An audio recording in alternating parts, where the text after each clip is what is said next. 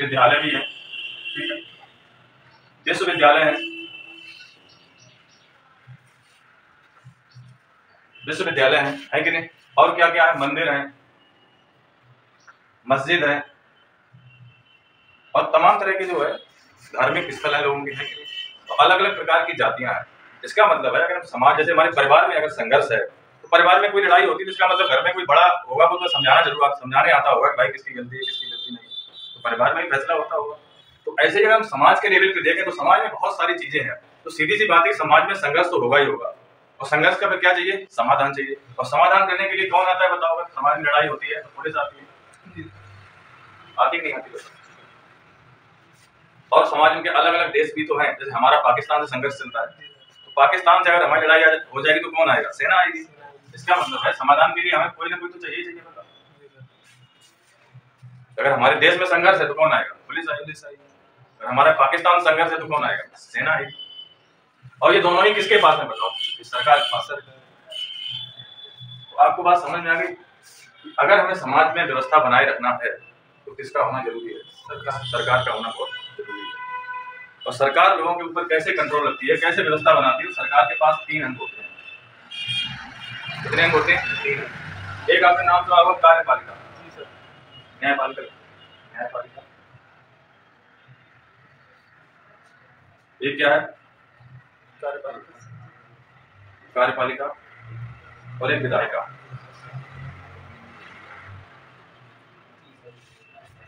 है कि नहीं बताओ। सरकार के जो है 3 अंग हैं, एक क्या है न्यायपालिका, और एक क्या है कार्यपालिका है, और एक क्या है विधायिका। तो विधायिका किसे कहते हैं ये समझते हो। अगर हम विधायिका की बात करें तो विधायिका का मतलब बना है विधि, विधि का मतलब होता है कानून। जो कानून बनाता है उसे हम क्या कहते हैं, तो कानून बनाएगा वो क्या कहलाएगा, विधायिका कहलाएगा। तो विधायिका में क्या क्या चीज आ जाएगी बताओ। अगर विधायिका की बात, कानून कौन बनाता है, कानून संसद बनाती है, संसद ही तो बनाती है। संसद तो आप जानते हो, पार्लियामेंट।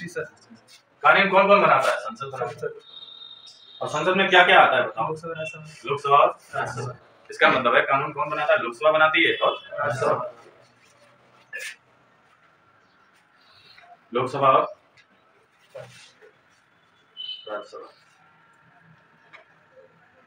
ये कानून बनाते हैं। और राज्यों में भी तो कानून बनता नहीं बनता। तो अगर सेंटर में, अगर केंद्र में अगर संसद होती है तो राज्यों में क्या होता है, इसकी जगह पे विधानमंडल होता है। क्या होता है, विधानमंडल होता है राज्यों में। राज्यों में तो मुख्यमंत्री चुने जाते नहीं चुने जाते बताओ। जिसकी सरकार बनती है वो अपने हिसाब से कानून बनाता नहीं बनाता। तो विधानमंडल में कौन कौन होता है बताओ। विधानसभा होती है, विधान परिषद और विधान।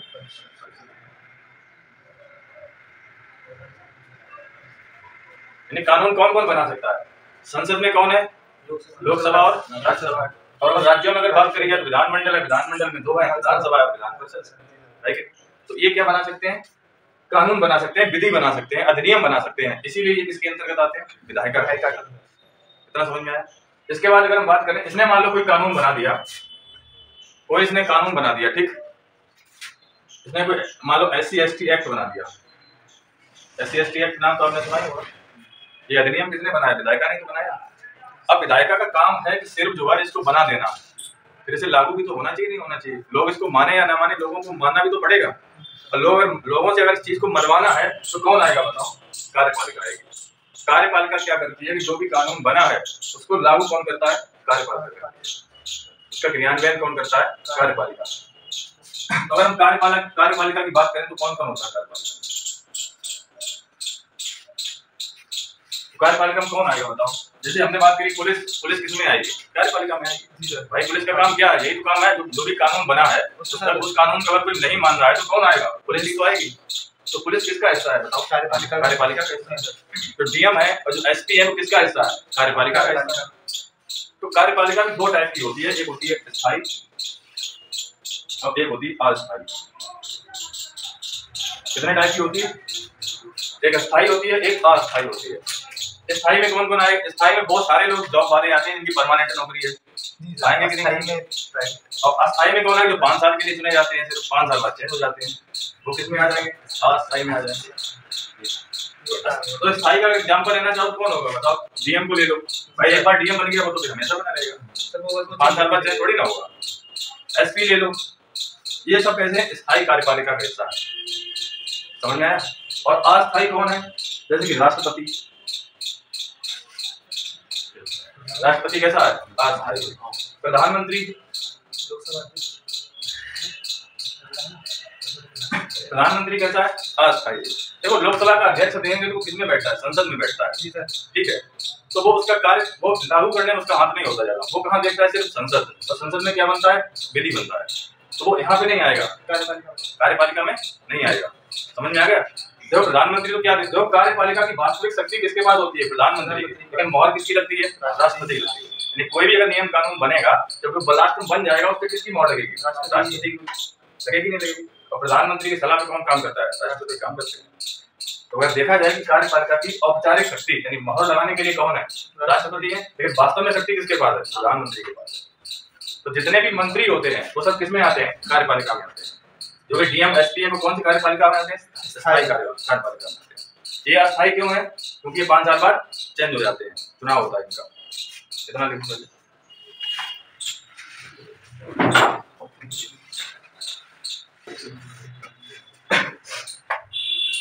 इसके अलावा हम बात करें कि विधायिका क्या है, सॉरी न्यायपालिका क्या है? जुडिशरी, न्यायपालिका। तो न्यायपालिका किसका काम करेगी? न्याय का काम करेगी कि नहीं करेगी? अगर विधायिका ने कोई कानून बनाया उसको लागू कौन करवाएगा? कार्यपालिका लागू करवाएगी। अब कार्यपालिका ने लागू करवाया, अगर किसी ने उसका उल्लंघन किया है, इसका मतलब है पुलिस उसे पकड़ के ले जाएगी। और जब पुलिस उसे पकड़ के ले जाएगी उसको क्या मिलेगा? दंड मिलेगा। मिलेगा कि नहीं मिलेगा? लेकिन दंड देने का अधिकार कार्यपालिका को नहीं है। क्या पुलिस आपको दंड दे सकती है? बताओ। पुलिस का काम सिर्फ इतना है कि जो कानून बना है उसको लागू करवाना। अगर कोई लागू नहीं कर रहा है, उसको नहीं मान रहा है, उसको पकड़ के ले जाएगी। पुलिस का काम ये कभी नहीं है दंड देना। इसीलिए पुलिस को पीटने का अधिकार नहीं होता। दरोगा मान लो किसी को पकड़ के ले गया है तो उसमें मारने का अधिकार नहीं है उसके पास, क्योंकि पुलिस किसका हिस्सा है? कार्यपालिका का हिस्सा है। और कार्यपालिका दंड नहीं दे सकती है। यानी पुलिस वाला किसके पास लेके जाएगा? आपको न्यायालय में लेके जाएगा, न्यायपालिका के पास। तो दंड कौन देगा? न्यायपालिका देगी। तो तुमने देखा शक्तियां सबकी अलग अलग है कि नहीं? कानून कोई और बनाएगा, उसको लागू कोई और कराएगा, और इसके अलावा जो है उसका दंड कोई और देगा। जैसे कि आईपीसी है, इंडियन पीनल कोड, आपने नाम सुना होगा। लोग दंगा करते हैं, पुलिस उठा के लेके चली जाती है, किसके पास जाएगी? न्यायपालिका। अगर दोषी होंगे तो उन्हें क्या मिलेगा? दंड मिलेगा। समझ में आया? तो न्यायपालिका में कौन कौन आता है बताओ? न्यायपालिका में न्यायालय आ जाएंगे। कौन कौन से न्यायालय आ जाएंगे? जैसे कि उच्चतम न्यायालय,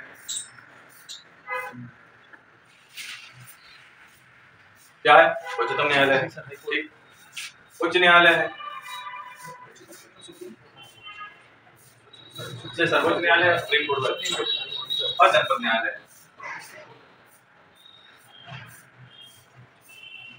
यानी जो भी कानून बना है उस कानून को अगर कोई नहीं मान रहा है तो उसे दंड कौन देगा? न्यायपालिका देगी। तो आपको समझ में आएगा कि सरकार के 3 अंग क्या क्या होते हैं?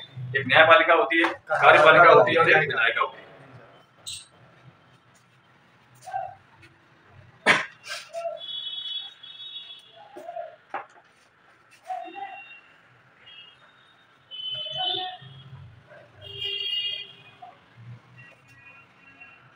में संघर्ष होगा तो संघर्ष होगा, इसका मतलब है विवादों का भाई निपटारा भी तो होना चाहिए। इसके लिए कौन आएगा? पुलिस आएगी। और अगर हमारा विदेश से कोई मामला है तो सेना आ जाएगी बीच में। तो ये दोनों ही किसके कंट्रोल में होते हैं? सरकार के। और सरकार के पास 3 अंग होते हैं। कौन कौन से अंग होते हैं? न्यायपालिका, कार्यपालिका और विधायिका। विधायिका क्या करेगी? कानून बनाएगी, ठीक है। उसको लागू कौन करवाएगा? कार्यपालिका लागू करवाएगा। और न्यायपालिका क्या करेगा? न्याय देगा। न्याय देने का काम किसका है? कार्यपालिका का। और कार्यपालिका हमने तुम्हें 2 टाइप की बताई है, एक स्थायी कार्यपालिका होती है और एक अस्थायी कार्यपालिका। स्थायी में कौन कौन आते हैं? जो परमानेंट रहते हैं, जैसे कि डीएम हो गए, एसपी हो गए, पुलिस हो गई, ठीक है। और अस्थायी में कौन आएगा? जैसे कि प्रधानमंत्री है, राष्ट्रपति है, लेकिन हर 5 साल पे चुनाव होता है, होता कि नहीं होता? अब यहाँ पे तुमने ये चीजें जान ली, इसका मतलब ये है क्या सरकार सर्वोच्च है क्या? कि सरकार की जो मर्जी है वो सरकार कर लेगी? सरकार सर्वोच्च नहीं है, क्योंकि सरकार के इसके ऊपर कौन बैठा हुआ है? संविधान बैठा हुआ है। कौन बैठा हुआ है? संविधान। इसके ऊपर कौन बैठा हुआ है? संविधान बैठा हुआ है। यानी संविधान के दायरे में ही रहकर कौन काम करेगा? सरकार काम करेगी। इसका मतलब साफ है कि सरकार अपनी मनमानी नहीं कर सकती है। कर सकती है सरकार? अगर हमारा संविधान नहीं होगा तो सरकार की मर्जी किसी को भी जेल में डाल देगी। लेकिन सरकार के ऊपर कौन बैठा हुआ है? संविधान बैठा हुआ है। तो हमारे हमारे सर्वोच्च कौन है बताओ? ये सर्वोच्च है संविधान। हमारे देश में अगर कोई सर्वोच्च है तो वो कौन है? सर्वोच्च संविधान। इसीलिए संविधान ईश्वर का मामला जो है संविधान का मामला नहीं है। संविधान जो है ईश्वर को नहीं मानता, ध्यान रखना। ईश्वर का मामला व्यक्ति का अपना मामला है, संविधान का मामला नहीं है। क्योंकि संविधान सबको अपनी नजर से देखता है। समझ में आ गया? और हमारे देश में कौन सर्वोच्च है? संविधान ही सर्वोच्च है। यानी कि ये क्या है? विधि है। तो हमारे यहाँ किसका शासन है? विधि का शासन है। विधि का शासन, रूल ऑफ लॉ। हमारे यहाँ किसकी सर्वोच्चता है? संविधान की सर्वोच्चता है। इसका मतलब है हमारे यहाँ शासन कैसा है? विधि का शासन, कानून का शासन है।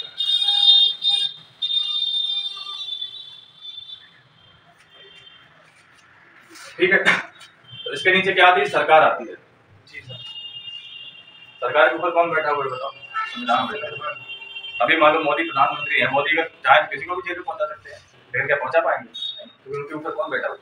संविधान बैठा हुआ है। क्योंकि भारत में लोकतंत्र है और लोकतंत्र तभी चलेगा उस देश में क्या होगा? संविधान होगा। हमने बताया सरकार के 3 अंग कौन कौन से हैं? विधायिका, कार्यपालिका और न्यायपालिका।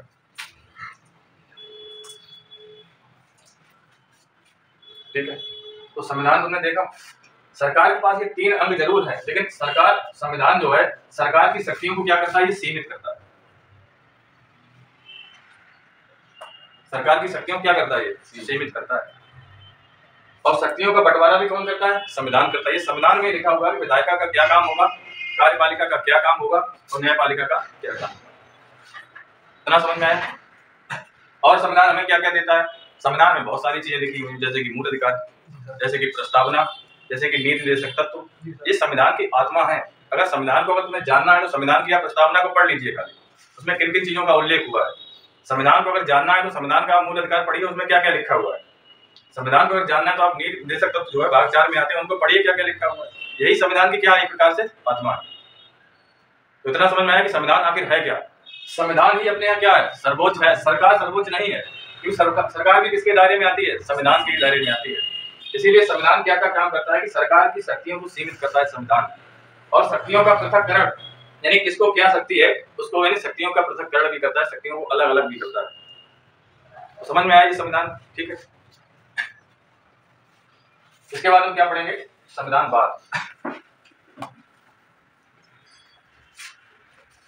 संविधान बाद आखिर क्या है? देखो, बाद का मतलब समझते हो क्या होता है? बाद, अगर कहीं बाद शब्द लग जाए इसका मतलब है उसके पीछे कोई ना कोई विचार छुपा हुआ है। बाद का मतलब होता है विचार भरा। बाद का मतलब क्या होता है? जैसे कि समाजवाद, समाजवादी तो आपने नाम सुना है। समाजवाद जो समाज के अच्छे के लिए सोचे वो क्या है? समाजवादी है। तो ऐसे ही क्या है कि संविधान बाद आखिर क्या है? ये जरूरी नहीं होता है किसी देश में अगर संविधान है तो वहां संविधान बाद भी हो। अगर लोकतंत्र में अगर हमें देखना है कि लोकतंत्र में संविधान अच्छा है या नहीं है, तो उसमें हमें क्या देखना पड़ेगा? संविधान बाद को देखना पड़ेगा। और संविधान बाद क्या कहता है? संविधान बाद ये कहता है कि जहां लोगों को क्या है? स्वतंत्रता,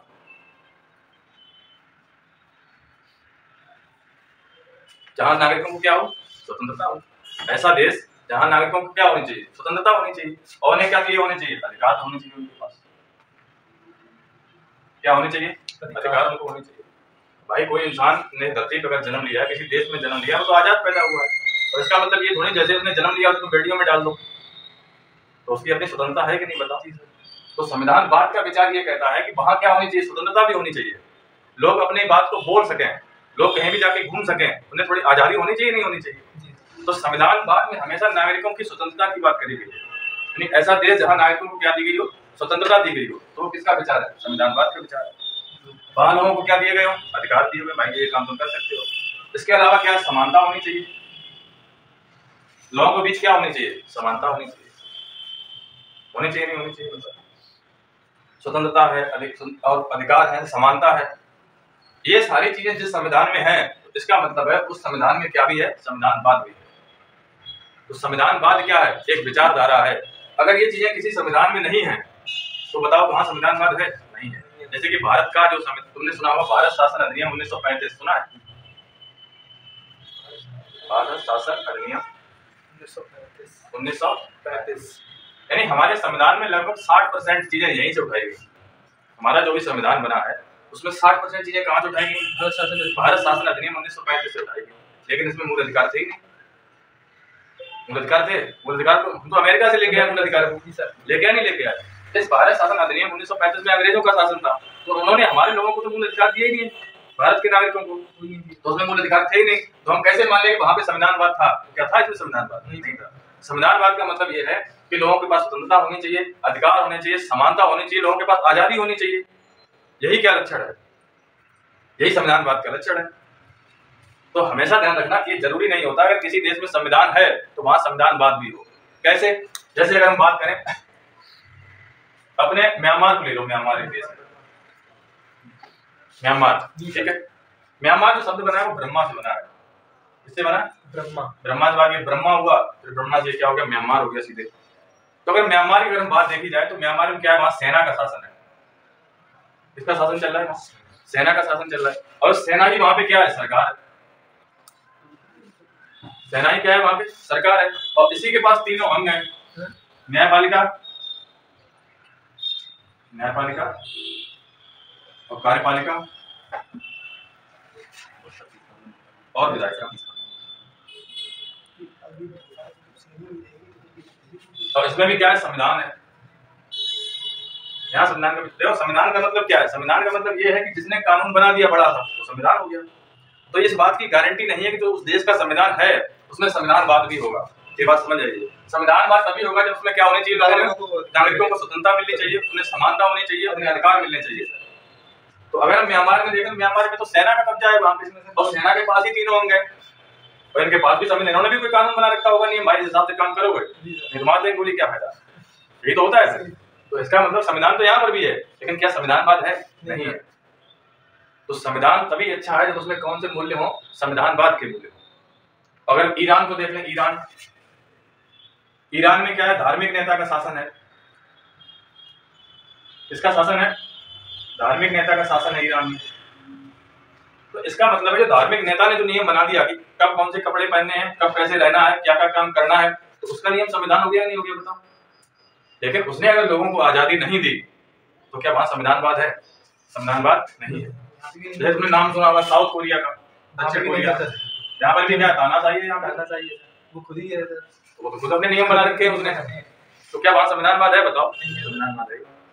तो ये हमेशा ध्यान रखो कि अगर किसी देश में संविधान है तो ये जरूरी नहीं कि वहां संविधानवाद भी हो। अब अगर ब्रिटेन की बात करें, किसकी बात करें? ब्रिटेन की बात करें। ब्रिटेन में तो संविधान लिखा ही नहीं गया आज तक कभी। ब्रिटेन एक ऐसा देश है जिसका संविधान नहीं लिखा गया। वहां अलिखित संविधान है, लिखा हुआ संविधान है ही नहीं। वहां चीजें परंपरा में ही चल रही है। अब ब्रिटेन का संविधान क्यों नहीं लिखा गया? क्योंकि ब्रिटेन कभी किसी का गुलाम ही नहीं हुआ। उसने शासन किया, ब्रिटेन ने तो पूरी दुनिया पे शासन किया ना। उसने दुनिया में अपने उपनिवेश बनाए। तब जब वह गुलाम हुआ ही नहीं तो उसका संविधान बनेगा क्यों? तो वहां संविधान सभा बैठी नहीं कभी। अपना देश गुलाम हुआ, जब वो छोड़ गए तो संविधान सभा बैठी, संविधान बनाए गए। लेकिन ब्रिटेन तो कभी गुलाम ही नहीं हुआ, तो जब गुलाम हुआ नहीं तो वहां संविधान सभा बैठी नहीं कभी, तो संविधान बनाए नहीं। लेकिन क्या ब्रिटेन में संविधानवाद नहीं है? वहां पे लोगों को बहुत आजादी है ब्रिटेन में, नागरिकता है, वहां लोगों को बहुत ज्यादा स्वतंत्रता है ब्रिटेन में। तो बात बताएंगे, पहले ये समझिए। देखो ब्रिटेन में क्या है कि लिखित संविधान नहीं है। अपने यहाँ जैसे लिखित संविधान है वैसे ब्रिटेन में लिखित संविधान है ही नहीं। तो इसका मतलब ये थोड़ी ना वहां संविधानवाद नहीं है, वहां संविधानवाद है। लिखित संविधान ना होने के बावजूद भी वहां पे क्या है? संविधानवाद है। तो समझ में आया संविधानवाद क्या है? यहाँ पे संविधान लिखा हुआ नहीं है फिर भी संविधानवाद है, और कहीं की संविधान है फिर भी संविधानवाद नहीं है। ब्रिटेन से नागरिकता जो ली है संविधान, तो सर ये कहाँ से ली है? उनके यहाँ लिखित ही नहीं है संविधान। जो चीजें परंपरा में होती है ना, वो आगे नागरिकता प्रावधान हम आगे बताएंगे, विस्तार से चर्चा करेंगे इसको। तो ये समझ में आया कि ब्रिटेन में देखो लिखित का मतलब ये नहीं कि लिखा हुआ नहीं चीजें, लेकिन पहले से चीजें परंपरा में तो चलती आ रही नहीं चलती आ रही। तो आपके घर पे आप ही देख लो, कुछ आप ऐसी चीजें मानते हो जो कहीं लिखी नहीं है लेकिन आपने मानते आ रहे हैं। तो ऐसे ही ब्रिटेन में है कि बात लिखा नहीं है लेकिन चल रहा है परंपरा में। ये कहने के लिए वहां मतलब कोई कंपाइल्ड कोई बुक नहीं है संविधान की, कहने का मतलब ये है। नियम तो वहां पर भी है लेकिन जैसे आपने यहाँ संविधान बना है वैसे संविधान वहां पर उधर ब्रिटेन में संविधान लिखा हुआ नहीं है, फिर भी वहाँ क्या है, संविधान बात है। इसी समझ में आया? तो संविधानवाद क्या है? एक विचार है। इसका मतलब है संविधानवाद ये कहता है कि लोगों में क्या होनी चाहिए, स्वतंत्रता होनी चाहिए, अधिकार होने चाहिए, लोगों की समानता होनी चाहिए, लोगों की गरिमा होनी चाहिए, सेल्फ रिस्पेक्ट, यानी कि लोगों, हर आदमी अपने आप में एक खास है कि नहीं बताओ? जी सर। संविधानवाद में कहता है हर इंसान अपने आप में खास है, आप किसी के खिलाफ कोई गलत नहीं बोल सकते। तो संविधान तो देखो, हमारा संविधान हमें तो बहुत कुछ देता है, आजादी देता है, इसीलिए तो हमारे देश में संविधानवाद है।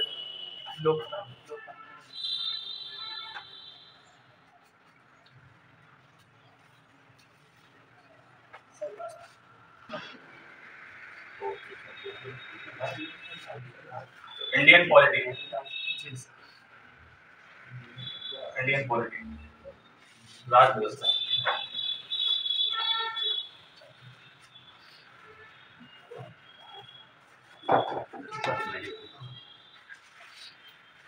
अब राज व्यवस्था जो है ना, एक बहुत बड़ा शब्द है, इसमें बहुत सारी चीजें आती हैं। राज व्यवस्था, राज व्यवस्था में देखो संविधान तो आएगा ही आएगा, क्या आएगा, संविधान तो आएगा ही आएगा, राज व्यवस्था की बात करते हैं, ठीक है। इसके अलावा क्या आएंगे, जो भी हमारी विधायिका ने नियम बनाए, अधिनियम, एक्ट जो बने हैं, ठीक है, ये आएंगे, आएंगे कि नहीं आएंगे? इसके अलावा कभी कभी क्या करता है कि जो हमारा न्यायालय वो कभी निर्णय देता है, तो न्यायालय का निर्णय भी अपने आप में एक कानून है, यानी सुप्रीम कोर्ट ने जो बोल दिया वो मानना पड़ता है सबको। तो क्या होता है, न्यायालय के निर्णय भी आते हैं।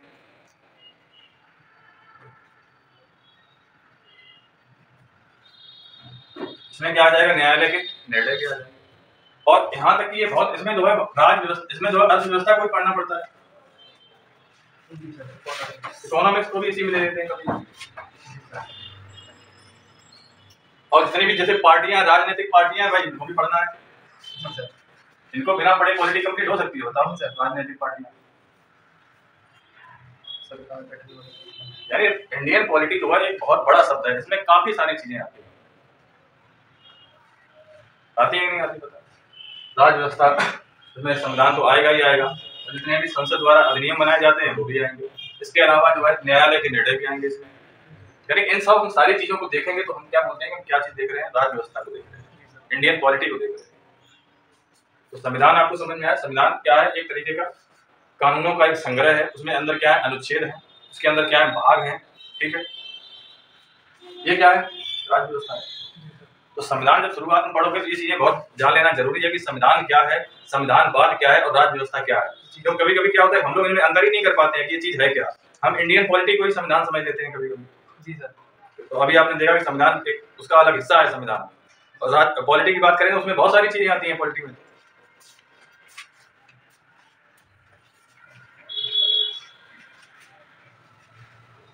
तो संविधान में आपको पता है क्या क्या है। संविधान में अगर देखा जाए तो 1 से लेकर 395 तक अनुच्छेद है, ठीक है। और भाग कितने हैं, भाग कितने हैं, 22 है, ठीक है। अनुसूचियां कितनी हैं, 12 अनुसूचियां हैं। तो संविधान में बहुत सारी चीजें हैं। अब भाग किसे कहते हैं, भाग तो समझते हो ना, जैसे कि भाग क्या है, एक ही विचारों का एक संग्रह है। जैसे कि मूल अधिकार किसमें रख दिए गए, भाग 3 में रख दिए गए। अब अनुसूचियां क्या है, देखो हम बहुत सारी चीजें हैं जो अनुच्छेद में नहीं रख सकते। जैसे कि हमने बोल दिया कि भारत, जैसे अगर हम अनुच्छेद 1 की बात करें तो अनुच्छेद 1 क्या कहता है, भारत क्या होगा, राज्यों का होगा, भारत राज्यों का क्या है, तो यहाँ पे राज्यों की तो बात कर दी गई, तो क्या अनुच्छेद 1 में सारे राज्य लिखे हुए हैं क्या, नहीं लिखे हुए, क्योंकि अनुच्छेद में अगर हम सारी बात लिख देंगे तो अनुच्छेद काफी भारी भरकम हो जाएगा। तो जितने भी राज्य हैं वो कहाँ लिख दिए गए, अनुसूची 1 में लिख दिए गए, उसके लिए अनुसूची बना दी गई। यानी अगर हमें राज्यों के नाम देख रहे हैं तो हमें किसे पढ़ना पड़ेगा, अनुसूची 1 को पढ़ना पड़ेगा। तो संविधान में अगर हम सारी चीजें नहीं लिख सकते, अनुच्छेद में नहीं लिख सकते, उन्हें कहाँ लिख दिया गया, अनुसूची में। हम इसको अलग से ही देख लेंगे। ऐसी कितनी अनुसूचियां बना दी, 12 अनुसूचियां बना दी गई। बाकी संविधान में बहुत सारी चीजें हैं, संविधान को पढ़ना। सबसे पहले हम आज देखेंगे कि मूल अधिकार क्या है, ठीक है जी सर। एक दो मूल अधिकार पे चर्चा करेंगे, बात करें। और ये 12 से लेके कहाँ तक है, 35 तक। कहाँ से कहाँ तक है, 12 से लेके 35 तक है। इसमें कौन कौन से हैं, एक तो समानता का अधिकार है, समानता का अधिकार,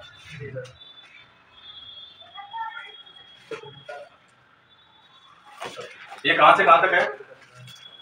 14 से लेकर 18 तक। जी सर। हम समानता के अधिकार की बात करें तो ये कहाँ से कहाँ तक है? 14 से लेकर 18। दूसरा क्या है? स्वतंत्रता का अधिकार। अनुच्छेद 19 से 22।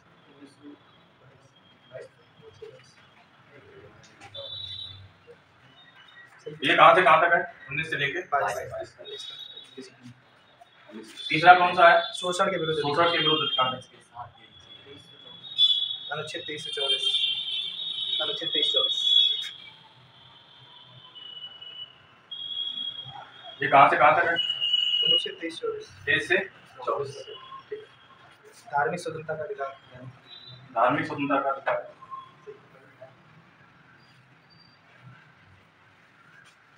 धार्मिक स्वतंत्रता का अधिकार ये कहाँ पर है? 25 से लेकर 28। पांचवा अधिकार कौन सा है? संस्कृति और शिक्षा या संस्कृति या अल्पसंख्यकों का अधिकार। जी सर। अल्पसंख्यकों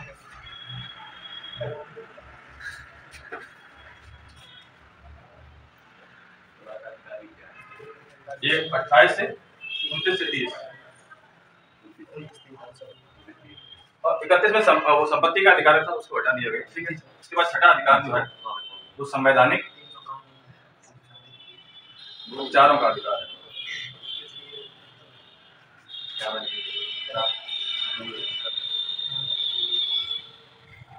कितने हैं? अनुच्छेद 32। तो 6 प्रकार के जो है कानूनी अधिकार मिलते हैं। कौन कौन से हैं? एक समानता का अधिकार है, तो कहाँ से कहाँ तक है? 14 से लेके 18 तक है। दूसरा स्वतंत्रता का अधिकार है, 19 से लेके 22 तक है। तीसरा क्या है? शोषण के विरुद्ध अधिकार है, 23 से लेके 24 तक है। और चौथा क्या है? धार्मिक स्वतंत्रता का अधिकार है, 25 से लेके 28 तक है। और पांचवा क्या है? अल्पसंख्यकों का अधिकार है, 2930 में है। और छठा क्या है? संवैधानिक उपचारों का अधिकार। ये किसमें है? आर्टिकल 32 में।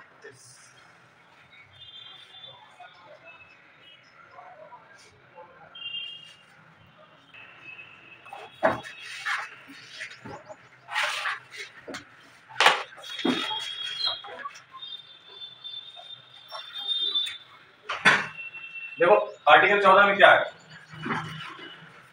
आर्टिकल 14 में ये बात लिखी है कि विधि के समझ समता। दो बातें लिखी गई। एक लिखा गया कि विधि के समझ समता और एक लिखा गया विधियों का समान संरक्षण। आर्टिकल 14 में अगर देखा जाए तो दो बातें लिखी गई हैं। एक तो विधि के समझ समता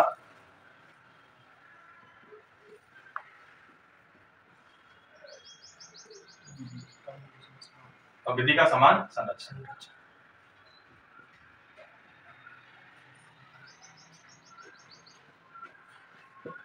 विधि के समझ समता और विधि का समान संरक्षण, दो बातें लिखी गई। तो पहले तो हम ये समझते हैं कि विधि के समझ समता क्या है। ठीक है, लिख लिया था। विधि के समझ समता और विधि का समान संरक्षण। देखो हम समानता की अगर हम बात करें, आर्टिकल 14 की अगर हम बात करें तो इसमें क्या है? देखो ए नाम का आदमी है, इसने बी की हत्या कर दी, मार दिया इसने बी को। ठीक है, ये कोई आम व्यक्ति है, इसने बी को मार दिया। और एक राष्ट्रपति है, राष्ट्रपति है या मान लो राज्यपाल है, जी सर, इसने मार दिया मान लो बी को। अब नियम क्या कहता है? विधि क्या कहती है कि सबके कानून, विधि के समझ क्या है? समानता है। यानी कि कानून की नजर में क्या है? सब समान है। विधि के समझ समता का मतलब यही है कि कानून की नजर में सब क्या है? समान है। एक कोई आम आदमी है, इसने बी को मार दिया, इसका मतलब है ए को पुलिस उठा ले जाएगी, इसने बी को मारा है। तो क्या राष्ट्रपति और राज्यपाल ने अगर किसी को मार दिया तो क्या ले जाएंगे? नहीं सर, नहीं ले जाएंगे। माफ कर देते हैं। तो यहाँ बताओ कि कानून की समानता हुई? यहाँ पे कानून की समानता हुई क्या? नहीं सर। लेकिन 14 में क्या लिख दिया गया है? विधि के समझ क्या है? समता है। राष्ट्रपति और राज्यपाल अगर ऐसा काम कर देते हैं तो उसने नहीं रखी जाएगी, क्योंकि उनका अलग से प्रावधान है। और ये कहा गया है कि राष्ट्रपति और राज्यपाल पे फौजदारी मुकदमा कायम नहीं होगा। फौजदारी का मतलब होता है आपराधिक मामला। आपराधिक मामले में जो है ना तो इनके ऊपर मुकदमा चलेगा, ना ही कभी इन्हें आपराधिक मामले में न्यायालय में भेजा जा सकता है। तो क्या बताओ यहाँ पे समानता हुई क्या? नहीं हुई। तो हमेशा ध्यान रखना, हमें जो मूल अधिकार दिए गए हैं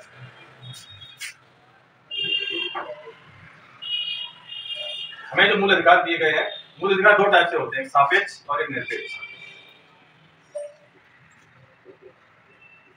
सापेक्ष और निरपेक्ष। सापेक्ष का मतलब यह है कि परिस्थिति के हिसाब से बदल जाएंगे, और निरपेक्ष का मतलब है बदलेंगे ही नहीं, वो एब्सोल्यूट है, वो चेंज नहीं हो सकते। तो अगर तुमसे पूछे कि हमारे जो संविधान में हमें मूल अधिकार दिए गए हैं वो सापेक्ष है या फिर निरपेक्ष है, तो कैसे है? सापेक्ष है। सापेक्ष का मतलब यह है कि परिस्थिति के हिसाब से बदल जाएंगे। अब यहीं पे आप देख लीजिए, राष्ट्रपति को नहीं उठा के लेके जा सकती है पुलिस, आम आदमी को उठा ले जाएगी। तो अगर निरपेक्ष होते ना, अगर एब्सोल्यूट होते, तो इसका मतलब है दोनों पे ही समान रूप से लागू होता कानून। तो हमारे यहाँ में जो भी मूल अधिकार है वो कैसे सापेक्ष है, यानी कंडीशन के हिसाब से आपसे छीने भी जा सकते हैं। कितना समझ में आया? तो राष्ट्रपति और राज्यपाल को क्या करेगा? पुलिस लेके नहीं जाएगी। क्यों नहीं लेके जाएगी? तो संविधान में इस चीज का प्रावधान है। इस चीज लिख लो।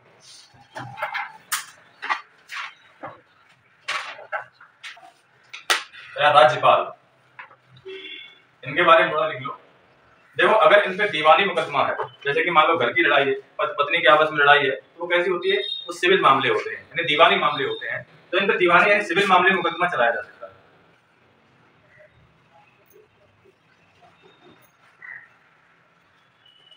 सिविल मामले में मुकदमा चलाया जा सकता है, ठीक है।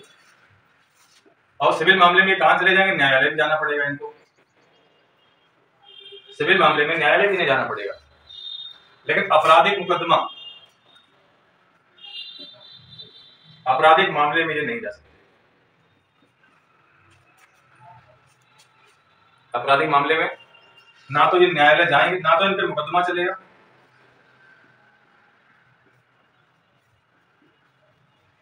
ना तो क्या होगा, ना मुकदमा चलेगा, और ना ही अगर कोई मुकदमा चल रहा होगा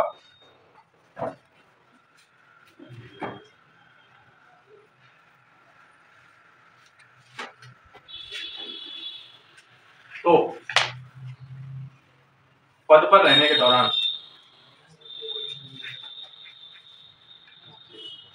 सुनवाई नहीं होगी, ट्रायल नहीं होगा, ठीक है।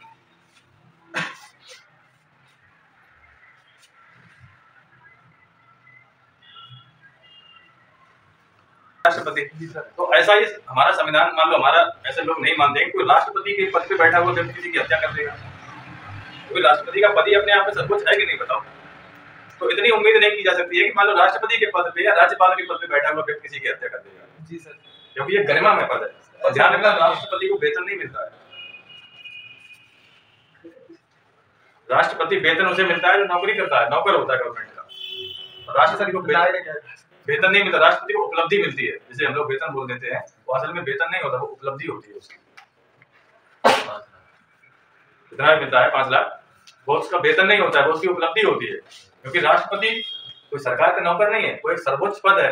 राष्ट्रपति अपने आप में एक सर्वोच्च है। सर ऐसा होता नहीं, इनको कोई मतलब ये कुछ करें।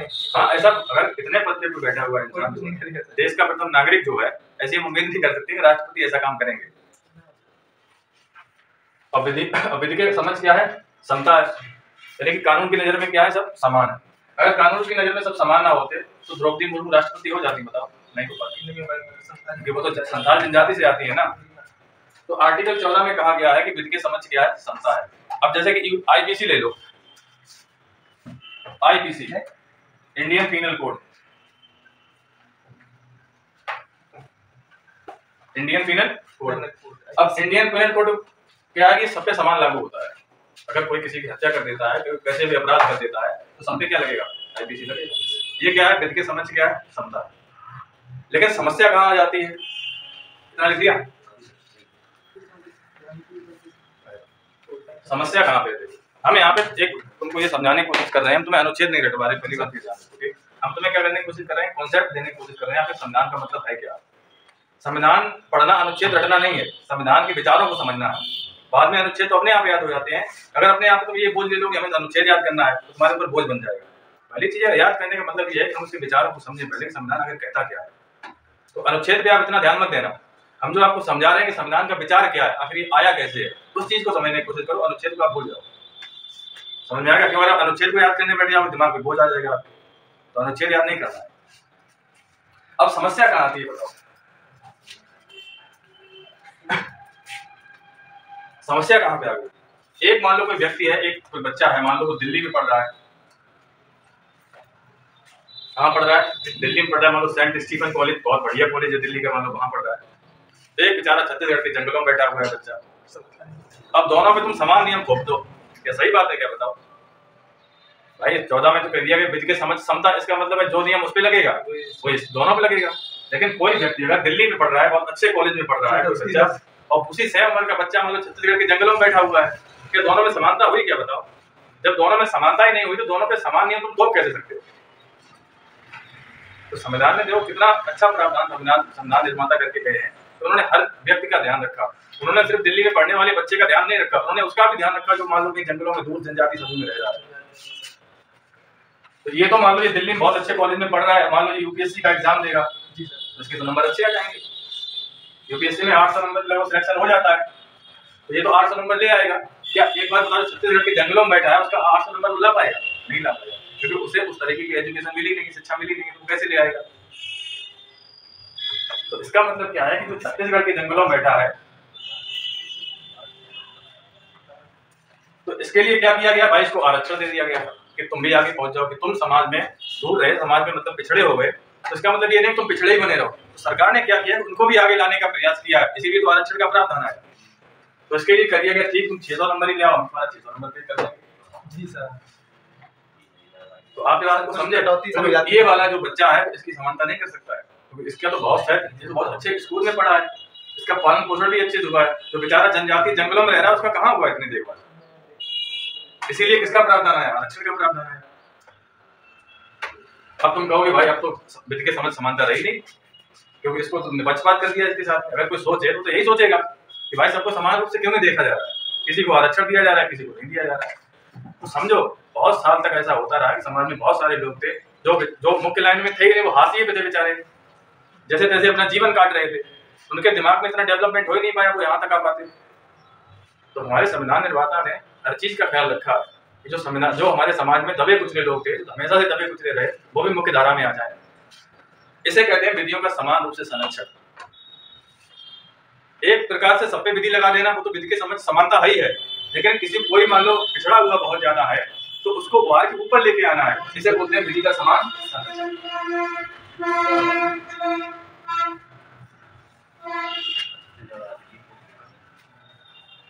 इसे हम क्या बोलते हैं? विधि का समान संरक्षण बोलते हैं इसको। अब लोग तो ये कहेंगे कि मान लो भेदभाव कर रहे हैं, इतना समझ में आया? विधि का समान संरक्षण, तो विधि के समान संरक्षण में क्या है कि जो भी दबे कुचले लोग हैं, जो समाज में पिछड़े रह रहे हैं, तो उनको भी क्या करना है? उनको भी संरक्षण देना है। यही क्या है? विधि का समान संरक्षण। तो आप जब संविधान पढ़ो तो आर्टिकल 14 पढ़ के ये मत समझ लेना है कि सिर्फ इसमें यही कह रहा है कि विधि के समझ समानता, यानी कानून की नजर में सारे लोग समान है। आर्टिकल 14 ये भी कहता है विधि का समान रूप से क्या है? संरक्षण भी है। यानी कोई विकलांग है, कोई किसी विशेष जाति का है, मान लो वो नहीं आगे बढ़ पाया है, तो उसको भी ऊपर लेके आना है, यही विधि का समान संरक्षण है। और विधि का समान संरक्षण का जो प्रावधान है ये अमेरिका से दिया गया है, और विधि के समझ समता का जो प्रावधान है वो ब्रिटेन से दिया गया है। इसमें दोनों बातें लिखी गई हैं आर्टिकल 14। तो यहाँ पे तुमने देखा है कि यहाँ पर क्या है कि भेदभाव भी है, यानी कि समानता के साथ साथ में भेदभाव चल सकता है। जी सर। समानता और भेदभाव दोनों अलग अलग चीजें नहीं है, क्योंकि समानता के साथ साथ भेदभाव चल सकता है। किसी को भाई समान करने के लिए अगर भेदभाव करना पड़ेगा तो करना पड़ेगा भेदभाव। और भेदभाव की अगर बात करें तो भेदभाव भी 2 टाइप का होता है।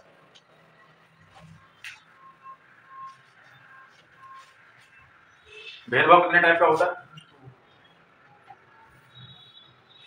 एक होता है तार्किक भेदभाव, एक होता है अतार्किक भेदभाव। 2 टाइप का होता है।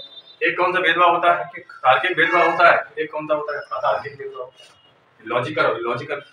तो तार्किक का मतलब क्या है? मान लो कि एक आईएएस है, ठीक है, और एक पीसीएस है और एक दरोगा है।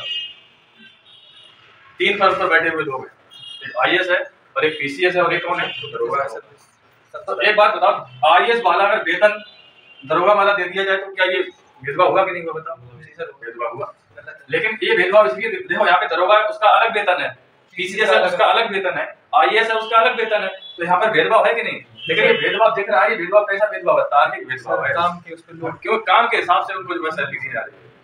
इस टाइप का भेदभाव कैसा है? तार्किक भेदभाव है। अब मान लो कि अब अतार्किक क्या है? एक मान लो आईएएस है, एक मान लो ओबीसी कैटेगरी का है, एक एससी कैटेगरी का है, एक जनरल कैटेगरी का है। अब तीनों को जाति के आधार पे अलग अलग वेतन दे दिया जाए कि एससी वाले को बहुत कम वेतन मिलेगा, जनरल वाले को बहुत ज्यादा वेतन मिलेगा, ओबीसी वाले को कुछ और वेतन मिलेगा। तो ऐसा भेदभाव कैसा हो जाएगा? तार्किक भेदभाव कि हमारे संविधान में जो समानता है उस समानता के साथ साथ भेदभाव भी है। वो कैसा भेदभाव है? तार्किक भेदभाव है। यही हमने बताया कि कोई दिल्ली के सेंट स्टीफन कॉलेज में कोई पढ़ रहा है और एक छत्तीसगढ़ के जंगलों में बैठा हुआ है, तो इन दोनों में भेदभाव करना पड़ेगा नहीं करना पड़ेगा? बताओ भाई, छत्तीसगढ़ वाले को ऊपर लेके आना तो उसे उठाना पड़ेगा ऊपर।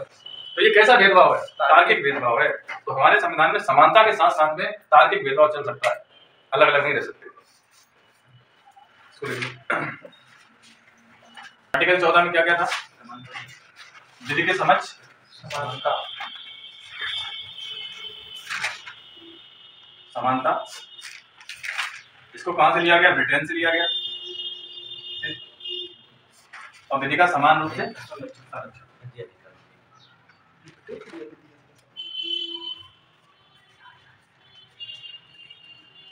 विधि का समान संरक्षण, ये कहां से लिया गया? अमेरिका से लिया गया। हमारे जो अधिकार है वो कैसे सापेक्ष है, यानी कि स्थिति के हिसाब से बदल सकते हैं। ठीक है। और विधि के समक्ष समानता का मतलब है कानून की नजर में सब समान है। और हमारे संविधान जो बनाने वाले लोग थे उन्होंने ये भी प्रावधान कर दिया कि विधियों का समान रूप से क्या होगा? संरक्षण भी होगा। तो तुमने देखा होगा विकलांग लोग हैं बेचारे, भाई उन्हें इतना पढ़ने नहीं जा पाते, वो उन्हें क्या दिया गया? स्पेशल कोटा दे दिया गया विकलांग लोग। ठीक है। तो समान संरक्षण है, यानी कि जो रह गया पीछे उसको भी आगे लेके आओ। तो सिर्फ अगर इसकी बात होती तो इसका मतलब है जो दबे कुचले लोग थे वो आगे आ ही नहीं पाते।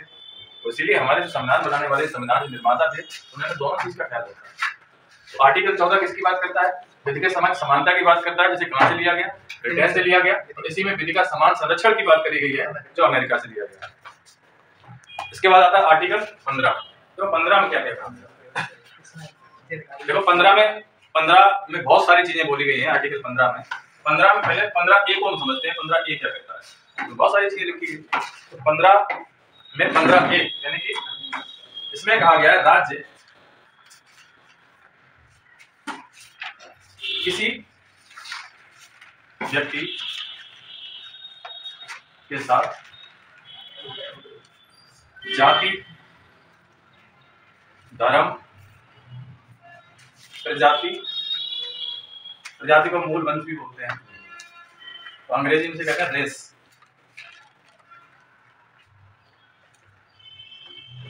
लिंग, जन्म स्थान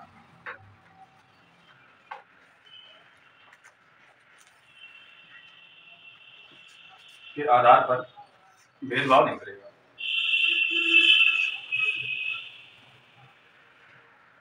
एक बात ये मत समझना, यहाँ लिखा है भेदभाव नहीं करेगा। तुम तो कहोगे भेदभाव होता है, हमने पढ़ाया, तो समझना वो कैसा भेदभाव है? तार्किक भेदभाव। लेकिन यहाँ किसकी चर्चा करी गई है? जाति, धर्म, प्रजाति या मूल वंश। प्रजाति समझते हो? प्रजाति का मतलब ये तुमने देखा होगा, अगर आप दक्षिण भारत में जाओगे तो अलग टाइप के लोग मिलते हैं, अगर आप सिक्किम, मेघालय, त्रिपुरा की तरफ जाओगे तो चाइनीज जैसे लोग मिलते हैं। ठीक है। तो ये क्या है? अलग अलग क्यों दिखते हैं? अलग अलग प्रजातियां हैं। जैसे दक्षिण भारत में जाओगे द्रविड़ प्रजाति के लोग मिलेंगे, और पूर्वोत्तर में नागालैंड, मणिपुर की तरफ आप चले जाओगे तो वहां पे मंगोलाइट प्रजाति के लोग मिलते हैं। तुमने देखा तो देखने में थोड़े अलग लगते हैं, अपने आर्यन प्रजाति के लोग हैं। तो ये क्या है? प्रजातियां। ठीक है। तो इस आधार पर भी, और लिंग यानी जेंडर लड़का है या फिर लड़की है, और जन्म स्थान यानी किसका जन्म सिक्किम हुआ, कहाँ हुआ, उसके आधार पर क्या नहीं होगा? भेदभाव नहीं करेगा। यानी इस आधार पे क्या नहीं होगा? भेदभाव नहीं होगा। इसमें कहाँ लिख दिया गया? 15 के 1 में लिख दिया गया। देखो यहाँ पे एक शब्द की चर्चा है, क्या है यहाँ पे? राज्य। किसकी चर्चा है? राज्य की चर्चा है कि राज्य जो है किसी व्यक्ति के साथ में जो है जाति, धर्म, प्रजाति यानी प्रजाति, मूल वंश, देश की बात है, लिंग और जन्म स्थान के आधार पर भेदभाव नहीं करेगा। और राज्य आके है क्या है? अब ये राज्य क्या है? पता है राज्य क्या है?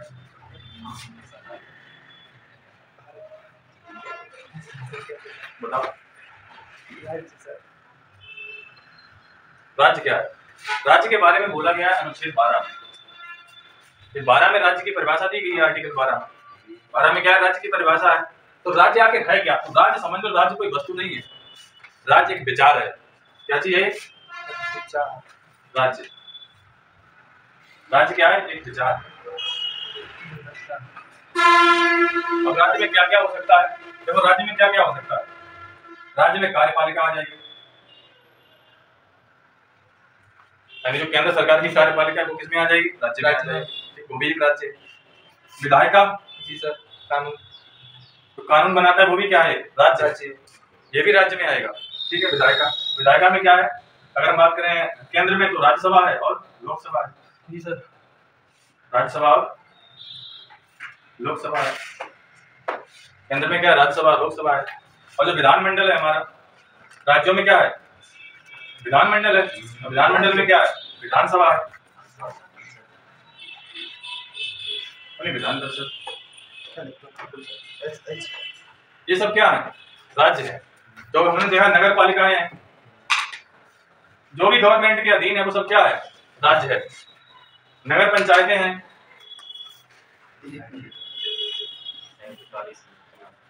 नगर पंचायतें भी क्या है? राज्य है। अब कोई भी जैसे मान लो बड़ा सा हॉस्पिटल है, जैसे कि एम्स है, जो गवर्नमेंट के अंडर में चलता है, वो भी क्या है? राज्य है। अगर हम बात करें भारतीय रेलवे, तो भारतीय रेलवे भी क्या है? राज्य है।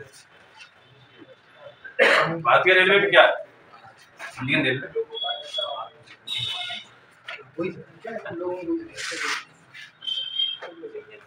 इंडियन रेलवे क्या है? इंडियन रेलवे क्या है? राज्य है कि नहीं? ये भी एक राज्य है। यानी कि कोई भी ऐसा संस्थान जो सार्वजनिक क्षेत्र में लगा हुआ है, जैसे आंशिक या पूर्ण रूप से सरकार से वित्त पोषित है, तो सब क्या कहलाएंगे? राज्य कहलाएंगे। तो राज्य समझ में आया क्या होता है? तो राज्य के बारे में कहाँ लिखा गया? आर्टिकल 12। समझ में आ रहा है? आर्टिकल 15(1) में लिख दिया गया है कि राज्य जो है किसी व्यक्ति के साथ में जाति, धर्म, प्रजाति इसके आधार पर भेदभाव नहीं करेगा। और इसके अलावा अगर हम बात करें, इसको लिखना चाहोगे? 15(1) में क्या कहा गया है? राज्य जो है किसी व्यक्ति के साथ किस आधार पर भेदभाव नहीं करेगा? जाति, धर्म, प्रजाति, लिंग, जन्म स्थान के आधार पर क्या नहीं करेगा? भेदभाव नहीं करेगा। इसके अलावा देखो यहाँ तो इतनी बात लिख दी गई है, इसके अलावा 15(2) में और लिख दिया गया। 15(2) में क्या लिख दिया? 15(2) में इस बात को और कंफर्म किया गया है, राज्य किसी व्यक्ति के साथ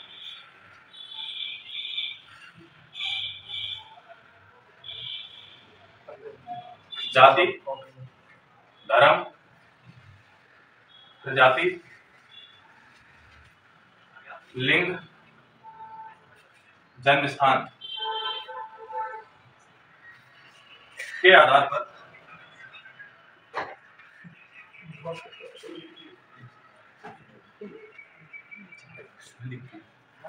भेदभाव नहीं करेगा। देखो 15(2) में इतना तो लिखा ही गया है कि राज्य जो है इस आधार पे भेदभाव नहीं करेगा, और इतना बात और लिखी किन किन स्थानों पे भेदभाव नहीं करेगा, किन स्थानों पर भेदभाव नहीं करेगा।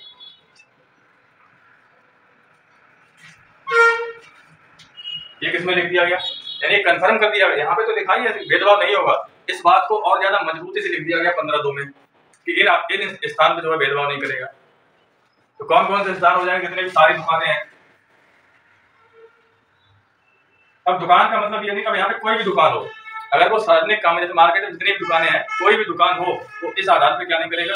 भेदभाव नहीं करेगा। इसके अलावा जो होटल्स हैं, ठीक है, रिजॉर्ट है, रिजॉर्ट नाम सुना?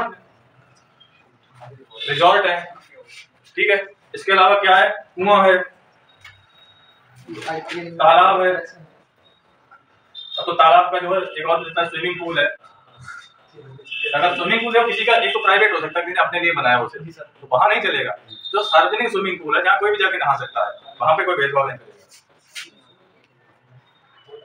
जहाँ पर पैसे लेके नाम दिया था, हाँ, सार्वजनिक ही है, वो सार्वजनिक है, स्विमिंग पूल है। तो इस आधार पे क्या होगा? बोल दिया गया किन किन आधारों पे भेदभाव नहीं, ये भी लिख दिया गया इन आधार, इन स्थानों पे भेदभाव नहीं। बहुत सारे चीज लिखे गए। और देखो भेदभाव, अगर किसी को मान लो कोई बीमारी है, कोई मान लो संक्रमण की बीमारी है, कोई स्किन की बीमारी है, तो उसे तो भाई नहाने से रोक देगा वो। हाँ सर, क्योंकि अगर वो नहाने जाएगा तो इसका मतलब ये उससे किसी और बीमारी फैल सकती है। तो ये भेदभाव कैसा होता है? तार्किक भेदभाव होता है कि इस आधार पे भेदभाव किया जा सकता है। सिर्फ भेदभाव किस आधार पे नहीं होगा? इस आधार पे नहीं होगा, जात के आधार पे नहीं होगा, इस आधार पे नहीं होगा, बाकी जो है अगर किसी को स्किन डिजीज है तो उससे भेदभाव होगा। इसके अलावा जो है 15(3) किसकी बात करता है? बराबर। अब देखो 15(3) में क्या कहा गया? राज्य बच्चों और महिलाओं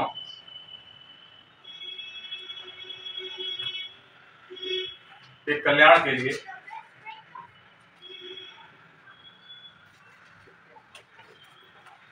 विशेष उपाय करेगा। उपाय है प्रावधान।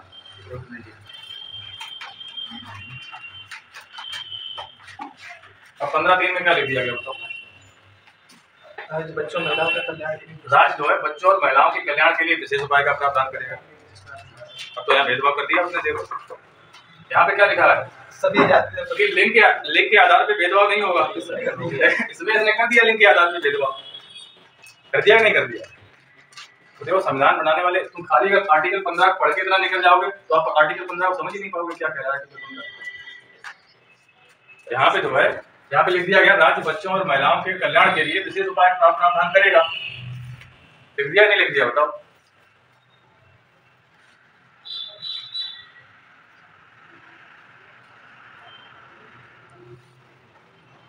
तो इसीलिए तुमने देखा होगा कि जो 18 साल से कम के जो बच्चे हैं, अगर वो कोई अपराध कर देते हैं उनके लिए अलग सजा का प्रावधान है। बाल अपराधी माने जाते हैं, उन्हें बाल सुधार गृह में भेजा जाता है। उन्हें जेल नहीं होती है। कहाँ भेजते हैं? उनको बाल सुधार गृह में भेजते हैं। सर वहाँ से और तो भी नहीं सर, तो भी नहीं। जब 18 साल ऊपर हो जाएंगे तो जेल में जाएंगे। अगर 18 साल के नीचे कोई अपराध कर देता है तो उसे बाल सुधार गृह में भेजा जाएगा। तो आर्टिकल 15 में क्या लिख दिया गया? राज्य बच्चों और महिलाओं के कल्याण के लिए, तो महिलाओं के कल्याण के लिए बहुत सारे उपाय चलाती है। ठीक है, महिला सशक्तिकरण चलाया जाता है। तो तुमने देखा कि 15(1) में कहता है कि लिंग के आधार पे भेदभाव नहीं होगा, लेकिन 15(3) में ये कह देता है कि भाई महिलाओं के लिए विशेष उपाय किए जाएंगे। तो लिंग के आधार पे भेदभाव हो गया। ठीक है, तो आज के लिए इतना ही। इसके आगे जो है, इसके अलग 15(4) और 15(5) और 15(6) ये संविधान में, मूल संविधान में नहीं थे, वो बाद में जोड़ा गया है। उनको आगे समझा देंगे आगे। ठीक।